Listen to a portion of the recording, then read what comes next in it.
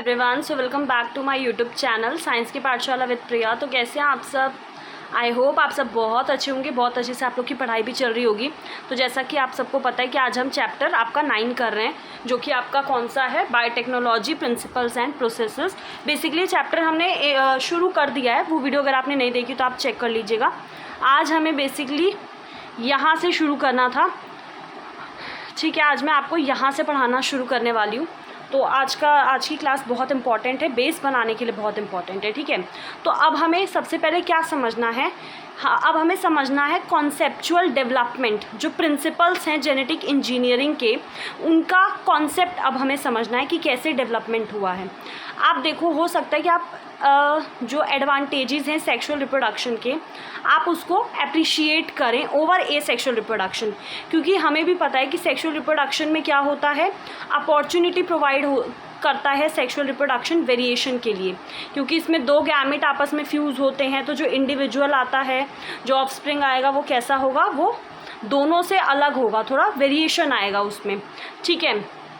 और एक unique combination बनता है जेनेटिक सेटअप का, और जो कि आपका ऑर्गेनिज्म के लिए भी बेनिफिशियल होता है और आने वाली जो पॉपुलेशन है या जो पॉपुलेशन है उनके लिए भी।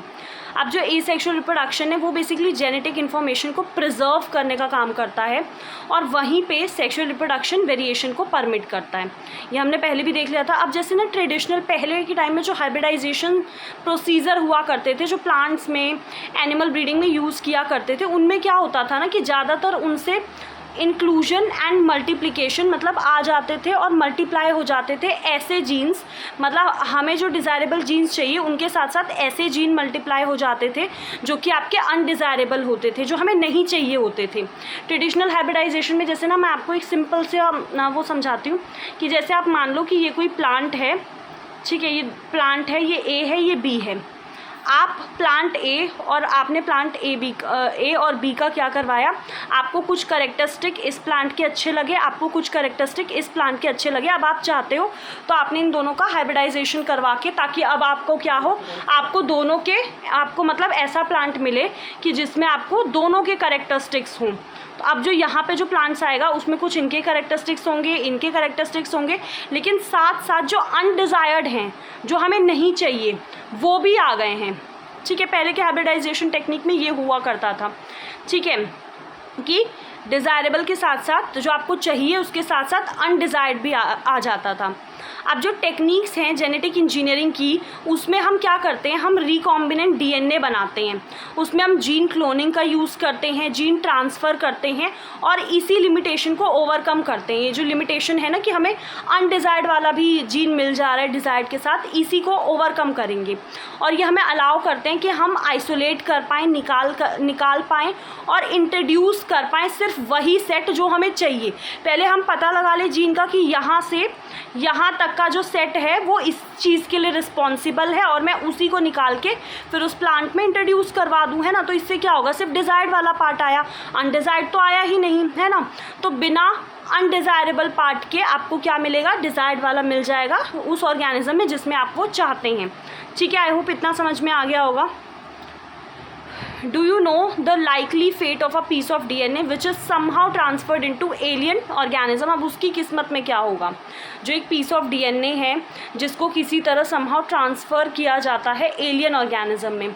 Most likely this piece of DNA would not able to multiply itself in the progeny cell of the organism, कि ज़्यादातर क्या होगा कि वो जो पीस ऑफ DNA है वो खुद ब खुद मल्टीप्लाई नहीं हो पाएगा प्रोजेनी सेल में, ठीक है। लेकिन जब वो उस रेसिपिएंट के, जिसके अंदर उसको डाला गया है, उसके जीनोम से इंटीग्रेट हो जाएगा, मिल जाएगा, तो वो मल्टीप्लाई करना शुरू हो जाएगा, और यहाँ तक कि होस्ट डीएनए में इनहेरिट भी हो जाएगा उसके साथ साथ। तो ऐसा क्यों होता है, क्योंकि जो alien piece of DNA, alien piece से क्या मतलब है कि बाहर से हमने किसी दूसरे ऑर्गेनिज्म से लेके जब उसको किसी होस्ट ऑर्गेनिज्म में इंट्रोड्यूस करवाया है, ठीक है, तो एलियन पीस ऑफ डीएनए क्या होता है, क्रोमोसोम का पार्ट बन जाता है, जिससे कि उसमें इतनी एबिलिटी आ जाती है, काबिलियत आ जाती है कि वो रेप्लिकेट कर पाता है।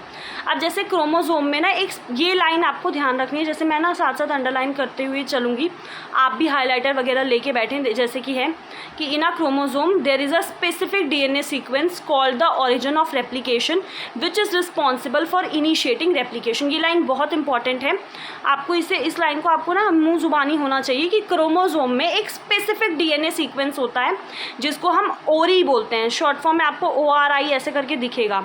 तो ये ओरी जो है ये ऑरिजिन ऑफ रेप्लिकेशन है, जो रिस्पॉन्सिबल होता है रेप्लिकेशन को इनिशिएट करने के लिए, ठीक है। इसीलिए मल्टीप्लिकेशन के लिए, मतलब अगर हम चाहते हैं कि कोई एलियन पीस ऑफ डीएनए है वो मल्टीप्लाई करे ऑर्गेनिज्म में, तो वो क्रोमोसोम का पार्ट होना चाहिए, ठीक है। जहाँ पे वो स्पेसिफिक सीक्वेंस है ना जिसको ऑरिजिन ऑफ रेप्लिकेशन कहते हैं, वो जब उसका पार्ट होगा तभी वो मल्टीप्लाई कर पाएगा।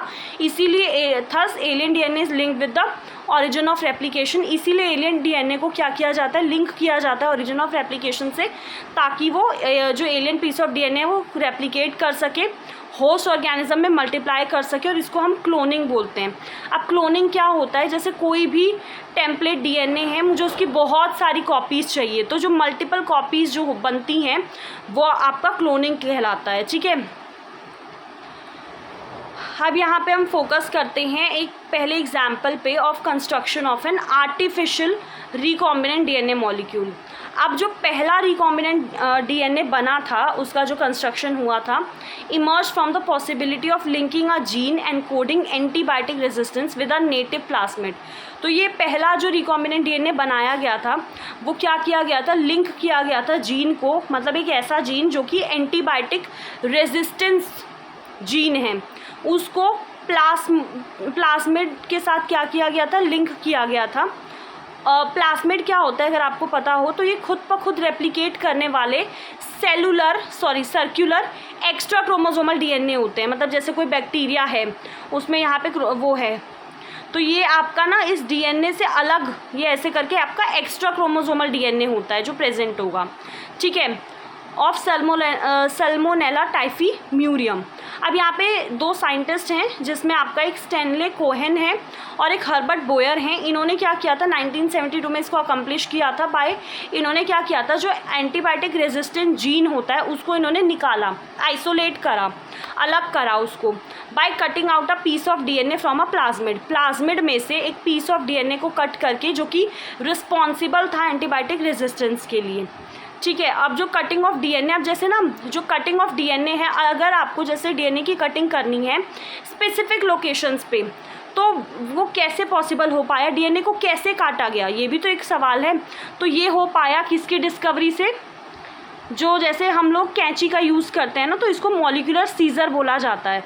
मॉलिक्यूलर सीजर मतलब जो डीएनए को स्पेसिफिक लोकेशंस पे काटेगा, ऐसा एक एंजाइम है जिसे बोलते हैं हम लोग रिस्ट्रिक्शन एंजाइम। क्या बोलते हैं, रिस्ट्रिक्शन एंजाइम्स, ठीक है, इसको ध्यान रखिएगा।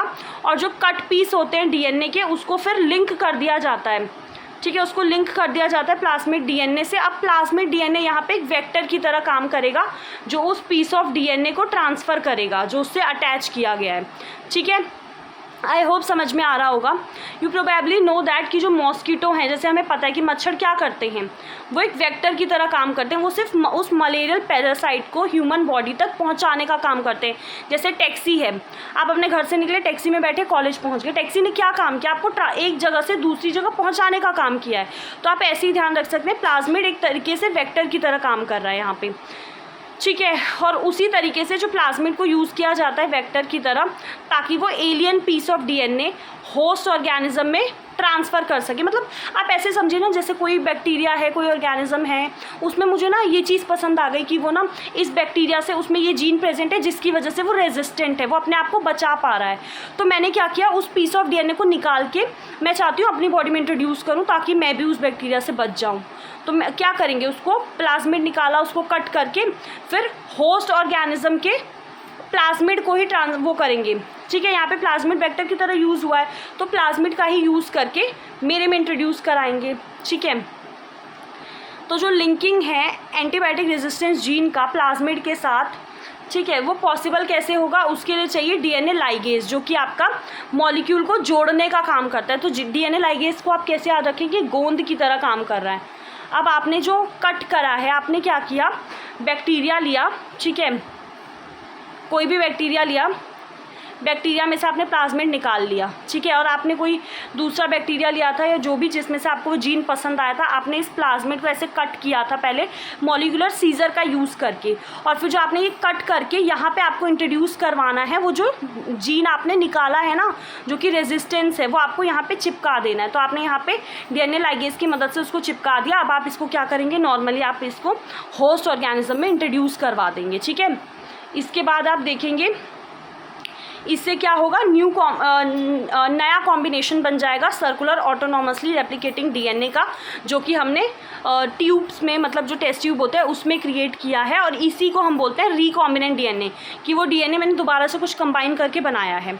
जब इस DNA को हम ट्रांसफ़र करेंगे एस्चेरिची कॉली में, मतलब किसी दूसरे बैक्टीरिया से लेके उसका वो करके आप दूसरे बैक्टीरिया में डाला है, जो कि आपका क्लोजली रिलेटेड है सल्मोनेला से, तो वो आपका उसमें new host DNA polymerase enzyme का यूज़ करके रेप्लिकेट करेगा और बहुत सारी कॉपीज़ बनाएगा। और ये जो एबिलिटी होती है ना, जिसमें कि मल्टीपल कॉपीज़ बन रही हैं एंटीबायोटिक रेजिस्टेंस जीन की ई कोलाई में, उसको हम क्लोनिंग बोलते हैं, ठीक है। अब यहाँ पे ना यू कैन हेंस इन्फर, अब इससे आप 3 बेसिक स्टेप्स आप पता लगा सकते हैं कि क्या क्या होता है जेनेटिकली मॉडिफाइंग एन ऑर्गेनिज्म। अगर आप किसी ऑर्गेनिज्म को जेनेटिकली मॉडिफाई कर रहे हैं तो 3 स्टेप ध्यान रखने पड़ेंगे। सबसे पहले तो आपको आइडेंटिफाई करना पड़ेगा वो DNA जिसमें कि डिज़ायरेबल जीन है, ठीक है। उसके बाद आपको जो आइडेंटिफाइड DNA है, जो आपने पता लगाया, उसको होस्ट में इंट्रोड्यूस करवाना है। आप वो कैसे भी करवाएंगे, जैसे वेक्टर का यूज़ करके करवाया है।